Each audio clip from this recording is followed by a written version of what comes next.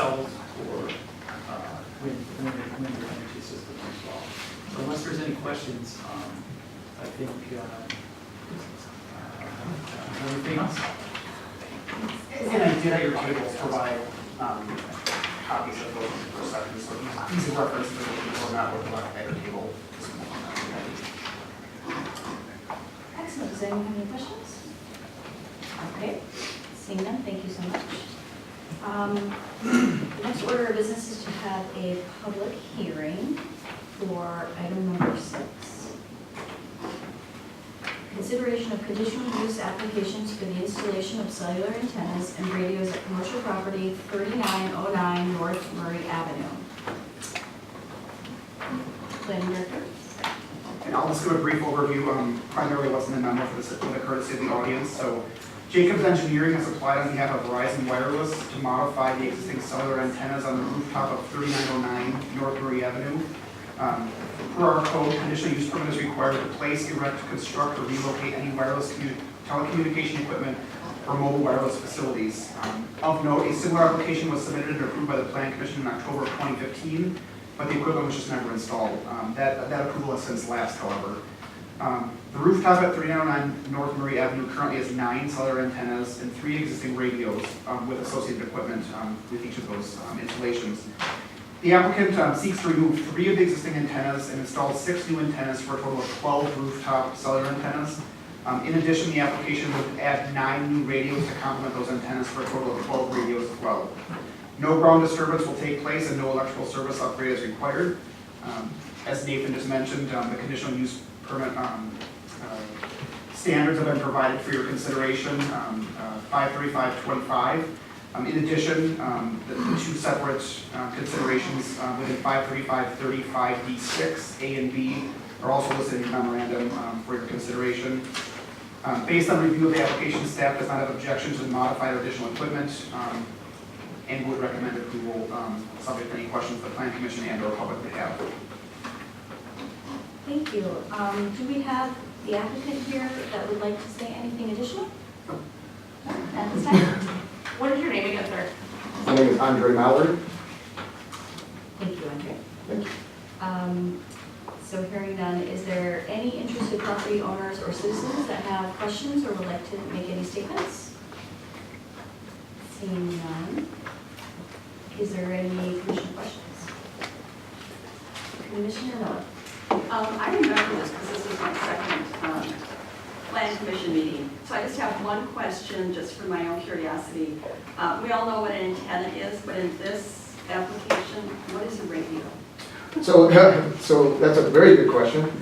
So a radio is essentially a small box. I used to describe it as a VCR, but apparently they don't make those anymore. And it goes in the back of the antenna on the same mount. So it's kind of hidden by the antenna, but it's a small box and it's used to amplify the signal. Can I ask one more question? So I need to close the public hearing before we go into motions, so sorry about that. Seeing no others, I'll close the public hearing now, and I will open it up for consideration by the commissioners. I'd like to move to approve the conditional use application for the installation of cellular antennas and radios at commercial property 3909 North Murray Avenue. Second. I have a motion and a second. Any further discussion? Seeing none, all those in favor say aye. Aye. Any opposed? Motion passes. The next public hearing that we have is for consideration of conditional use application for the installation of solar panels at residential property 4431 North Murray Avenue. Bart. Thank you, President Roswick. Once again, I'll just provide a brief overview for the sake of the audience of what was provided in the memo to the Planning Commissioners. Arch Electric has applied on behalf of Andrew Farkas, a homeowner of 4431 North Murray Avenue, to install 12 solar panels on the south roof elevation of the existing detached garage. In total, the installation will cover approximately 263 square feet. The conditions, once again, have been provided for consideration of what a conditional use permit may be considered for under 53525, as well as the 3 additional provisions that Nathan had mentioned previously. Based on review of the application, staff has no objections, and electrical permit would be required for the installation. Thank you. Is there the applicant or the agent here that would like to say anything further? Yes, ma'am. Can you just state your name and address for the Mike Cornell, Arch Electric, Plymouth, Wisconsin. Do you want to say anything further? Yeah, if you guys can get around to eliminating this process for solar, Or how that works. I'd greatly appreciate it. Thanks. Thank you so much. Is there any other interested party in the audience that would like to say anything at this time? Okay, hearing none. We will close the public hearing at this time and open it up to commissioners for any discussion. Real quick, where are we at? Were we saying like a certain size or something, like let's not talk about it anymore? Yeah, we talked about it within the village initiatives. We have submitted an initiative to go through the code sections and look at that. Based on my listening or participation of last night's village board meeting, revising conditional use permits has been, I believe, will be considered in the very near future. This definitely be one of them on the very top of the list. So I'm hoping by the end of the year we can work with the planning commission to modify it however you see fit that requirement. Yeah, and just my first discussion with Bart, anytime that a municipality wants to promote something, you usually deregulate and don't make the process very streamlined. And anytime you want to not promote something, you make it onerous. So at this point, I'm pretty confident that we all want to promote solar energy. So we'll work with our planning department to try to make that happen. Okay, so I'll make a motion to approve the conditional use application for the installation of solar panels at 4431 Brookbury Avenue. Second. So we have a motion and a second. Any further questions or deliberations? Seeing none, all those in favor say aye. Aye. Aye. Any opposed? Motion passes. Thanks, you guys. Thank you so much for attending. The next item on the agenda is a public hearing for consideration of conditional use application and parking special exception for the proposed chiropractic clinic at commercial property 2211 East Capitol. Planning Director Bart. Thank you, President Rosick. So Stephen Sherman, doing business as Crux Chiropractic LLC, has applied to operate a chiropractic clinic at 2211 East Capitol Drive.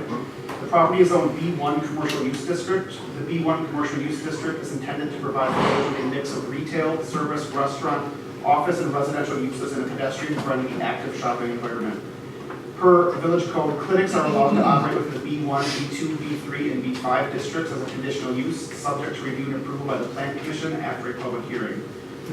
The 14,400 square foot parcel is currently developed with approximately 8,000 square foot multi-tenant commercial building, which presently also is occupied by City Market, Fowler Brothers Pizza, and McMenamin Irish Dance Academy. No exterior modifications to the building or lot are proposed with this application. Only interior improvements to provide an ADA accessible restroom and 2 small patient rooms are being planned. The proposed operations for Crux Chiropractic is a startup business with a single owner, Stephen Sherman. Crux provides chiropractic and active rehabilitation services for patients with neuromuscular skeletal conditions. Stephen Sherman is a licensed chiropractor with 8 years of clinical experience in an integrated healthcare setting. The approximate 1,200 square foot space would be used for clinical care. There is also a basement in the building, however, that will not be used for patient care. A floor plan has been provided for your review. Crux will be open weekdays from 7 a.m. to 7 p.m. and potentially on Saturdays from 8 a.m. to 1 p.m. There will be 1 shift and maximum number of employees will be 3. Maximum numbers of total patients throughout the entire day could be roughly 25. However, appointments will be scheduled and spaced out accordingly. The estimated number of patients in the building at one time would be 3.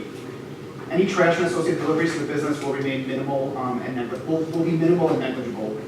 In relation to the special exceptions being sought for parking, per village code, medical and dental offices require 4 spaces per practitioner plus 1 space for each additional employee at the time of the greatest number of employees being present.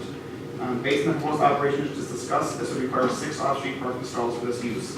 However, no off-street parking is provided with is proposed with this application nor within the lease.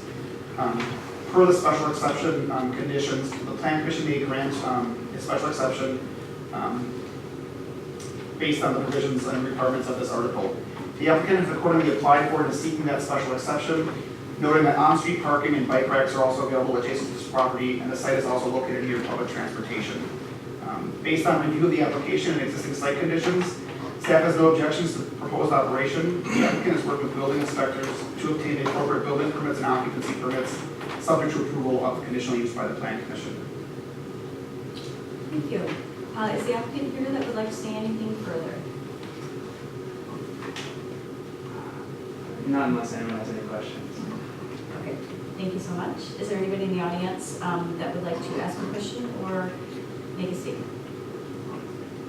Seeing none, we'll close the public hearing and we'll open it up for commissioner discussion. Anybody have questions or Commissioner Miller? Just a couple questions.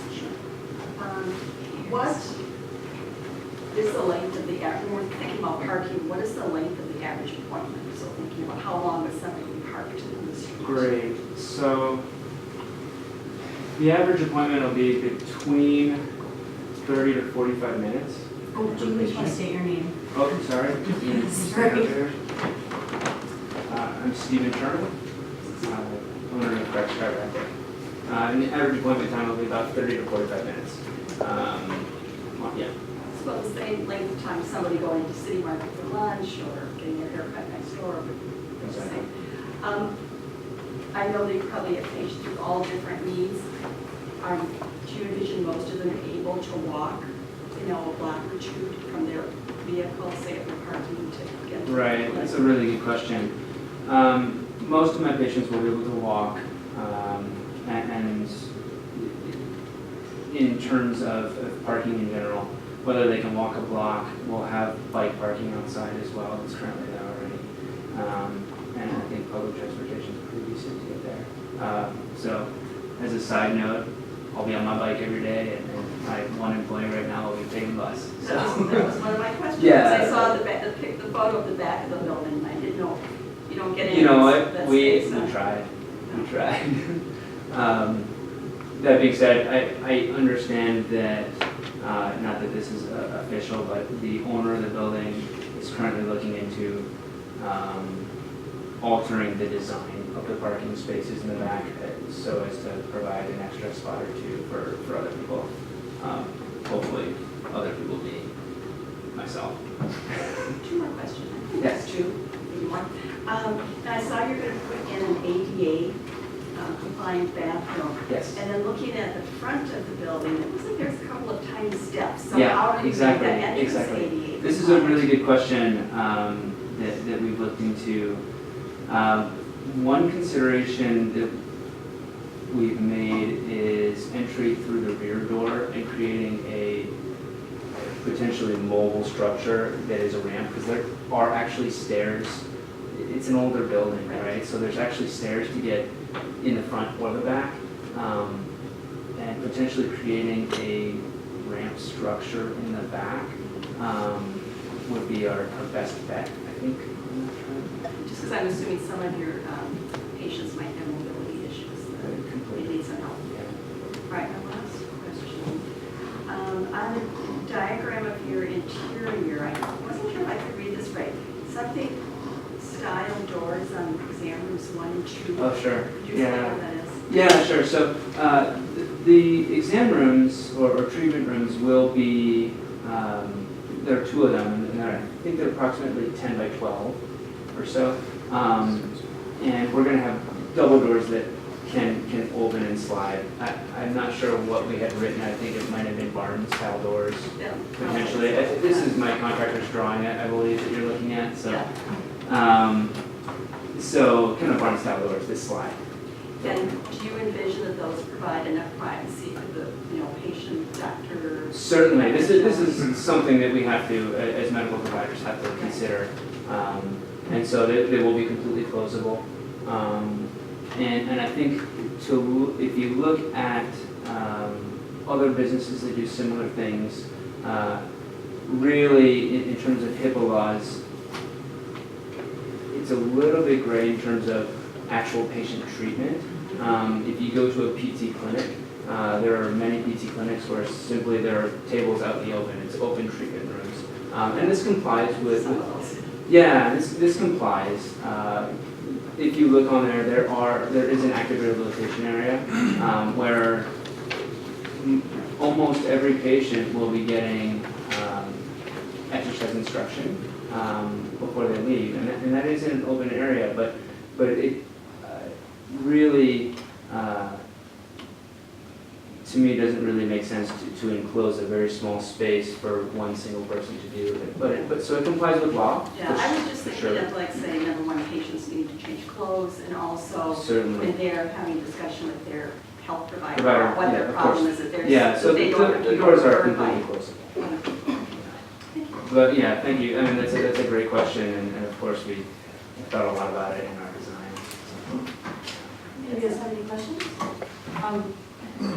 Commissioner Mento. So, we have that residential congested area parking. Is that, this is near